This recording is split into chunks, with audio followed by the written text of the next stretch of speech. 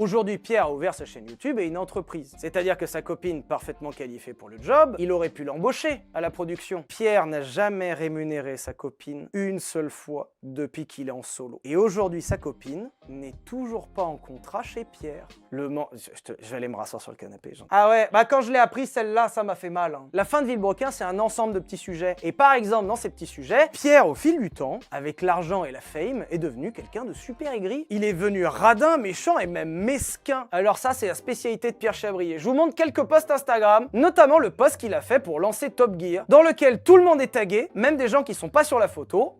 Et pas moi. Et il a masqué ça en faisant une petite blague. Évidemment, mais il m'a pas tagué, hein. Autre mesquinerie que je trouve incroyable, c'est cette photo avec un bout de mon pied. Pierre est tellement un boomer qu'il a croppé la photo, mais il a pas vu qu'il y avait un petit bout de ma basket. Dans la dernière vidéo de Villebrequin, je place quand même que ma chaîne Sylvain Live va être une continuation de Villebrequin. Vous retrouverez, je pense, quand même beaucoup de formats Villebrequin. Ça sera peut-être à voir comme une continuation. Genre, je l'ai dit, sous le contrôle de Pierre. Depuis quand Pierre peut placer sans pression qui était pas au courant? Que penses-tu de Sylvain Lévy dans son entrepreneuriat de refaire Villebrequin mais sans tes proutes? Tu rebondis. Il y a des trucs qui sortent. Hein. C'est une chose à laquelle je m'attendais très peu et qui me met dans un désarroi quelconque. Et il faut aussi se rendre à l'évidence d'une chose. Quand t'as l'un des créateurs de Villebrequin et que toute l'équipe de Villebrequin se réunissent ensemble pour continuer, et quand t'as une personne toute seule au fond qui boude et qui fait pas la même chose, on peut peut-être se rendre à l'évidence que Pierre n'avait plus envie. Et bah quand tu cumules tous ces faits, tu te rends compte d'une chose. Pierre a rencontré une bonne poire en Blablacar, s'est associé avec lui, est d'abord resté derrière la caméra, et au fur et à mesure des années, a fini par se faire une place jusqu'à être le duo. Quand il a eu fini d'essorer absolument tout le monde, tous ses salariés et sa bonne poire de service, et qu'il a vu que cette même bonne poire commençait à en avoir ras-le-bol d'être pris pour un con, et bah il l'a essoré jusqu'au bout. Si Sylvain ne veut pas me rapporter de l'argent en continuant de faire des vidéos sur internet et sur Top Gear, il me rapportera de l'argent en faisant des vues et des abonnés sur YouTube. Quitte à le jeter sous le train, c'est pas grave. Jusqu'au bout. Si je perds, vous perdez aussi. Et voilà, vous avez les raisons de la fin de Villebrequin. Et il y a un truc qui va sur la conclusion, et qui à mon sens contredit absolument tout ce qu'il a raconté. Dans son stream de plus de 2 heures, Pierre envisage l'éventualité de refaire des trucs avec moi. Moi, je suis jamais fermé à tout ça, mais il va falloir un tout petit peu montrer de la sincérité pour que je puisse effectivement imaginer cette éventualité. Mais je ne ferme clairement pas la porte.